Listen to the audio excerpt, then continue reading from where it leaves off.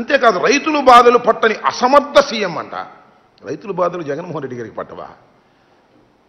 రైతుల కోసం జగన్మోహన్ రెడ్డి గారు ఇంత యుద్ధ ప్రాతిపదిక మీద పనిచేస్తున్నారని మనం చేస్తున్నాం. చంద్రబాబు నాయుడు గారు అంటున్నారు రైతులకు నష్టపరిహారం ఇంకా పెంచాలి అని. నేను అడుగుతా ఉన్నా, నారా చంద్రబాబు నాయుడు గారు మీరు 14 సంవత్సరాలు ముఖ్యమంత్రిగా చేశారు.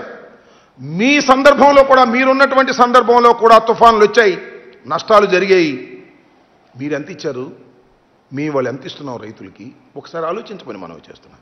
నేను గుండె మీద చెయ్యి వేసుకొని చెప్తున్నా, నారా చంద్రబాబు నాయుడు గారు రైతులకు నష్టపరిహారం ఇచ్చిన దానికన్నా జగన్మోహన్ రెడ్డి గారి ప్రభుత్వం ఎక్కువ స్థాయిలో నష్టపరిహారాన్ని ఇస్తుందని సవాలు చేసి ఈ సందర్భంగా చెప్తూ ఉన్నా.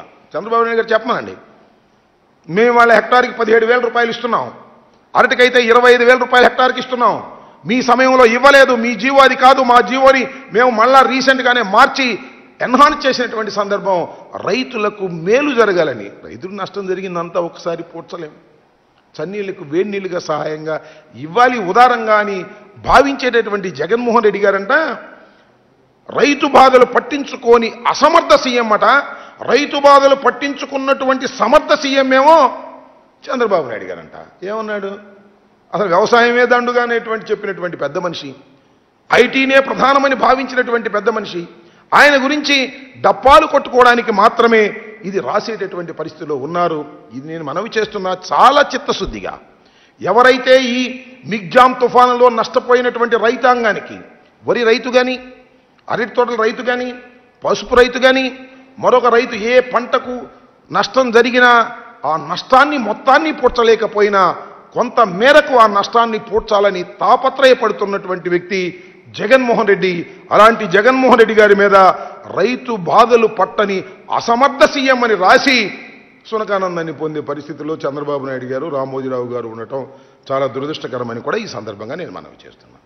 మూడో అంశం ఏంటంటే, కొత్తవి కట్టరు, ఉన్నవి కొట్టుకుపోతున్నాయి.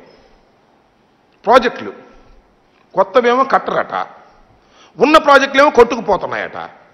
గుళ్ళకమ్మలో గేటు కొట్టుకుపోయిందట. నేను మనవి చేస్తున్నా, కొత్తవి కట్టింది ఎవరైనా అడుగుతా ఉన్నా. ఈ రాష్ట్రంలో కొత్తవి కట్టింది చంద్రబాబు నాయుడు గారా అని అడుగుతా ఉన్నా. రామోజీరావు గారు చెప్పని మనవి చేస్తున్నా. కొత్తవి కట్టింది, అంకురార్పణ చేసింది, ప్రాజెక్టులకు శంకుస్థాపన చేసింది, ప్రాజెక్టులను పూర్తి చేసింది ఒక్క డాక్టర్ వైఎస్ రాజశేఖర రెడ్డి గారిని ఈ సందర్భంగా నేను మనవి చేస్తున్నా. గుళ్ళకమ్మను కూడా శరవేగంతో పూర్తి చేసి ఆయనే కాలువలకు నీళ్లు ఇచ్చినటువంటి సందర్భం.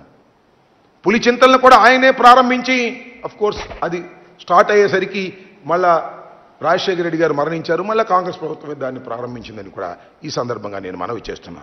ప్రతి ప్రాజెక్టుని కూడా ఆయన జలయజ్ఞంలో ప్రారంభించి పూర్తి చేయాలనేటువంటి భావనతో ముందుకు వెళుతున్నటువంటి ముఖ్యమంత్రి ఆ రోజున చంద్రబాబు నాయుడు, ఆ రోజున రాజశేఖర రెడ్డి గారు వాటన్నిటినీ ప్రారంభించాలి, వాటన్నిటినీ పూర్తి చేయాలని భావిస్తున్నటువంటి ముఖ్యమంత్రి జగన్మోహన్ రెడ్డి గారు. మీరు చూశారు, నెల్లూరులో ఉన్నటువంటి 2 బ్యారేజీలని కూడా డాక్టర్ వైఎస్ రాజశేఖర రెడ్డి గారు శంకుస్థాపన చేస్తే రీమోడలింగ్కి జగన్మోహన్ రెడ్డి గారి చేతుల మీదుగా వాటిని ఆవిష్కరించడం జరిగిందని కూడా మనవి చేస్తున్నాం. నిన్నగాక మొన్న అవుకు టన్నల్, 2వ టన్నల్ వాటర్ రిలీజ్ చేసింది జగన్మోహన్ రెడ్డి గారిని మనవి చేస్తున్నాం.